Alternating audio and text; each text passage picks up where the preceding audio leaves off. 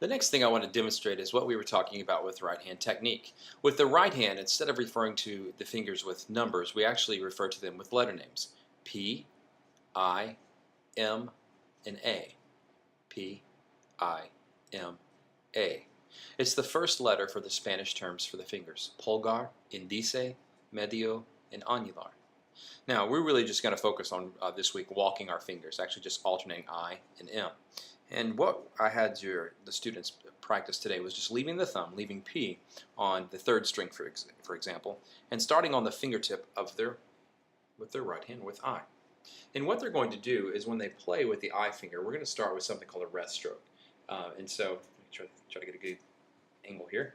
And so how you actually play a rest stroke is you come across the string and you allow your finger to rest on the string below it. That's why it's called a rest stroke. So come across and let the finger rest on the string below it. Just like that. And then what we did is did the same thing with the M finger. And then what we also did was to walk the fingers. Just go back and forth. Now, one thing you want to be careful of when you're kind of watching your student play the guitar is to make sure that they're not using or not putting too much of their fingertip over the guitar string.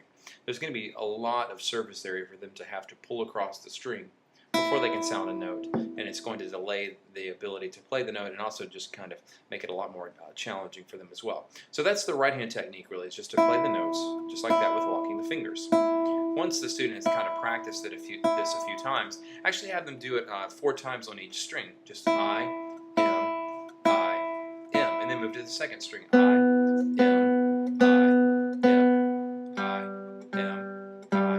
M, and so on until they've actually done that on all 6 strings. We're also going to talk this week about plectrum technique, or using a pick, and I'll demonstrate that a little bit later in the week on a video.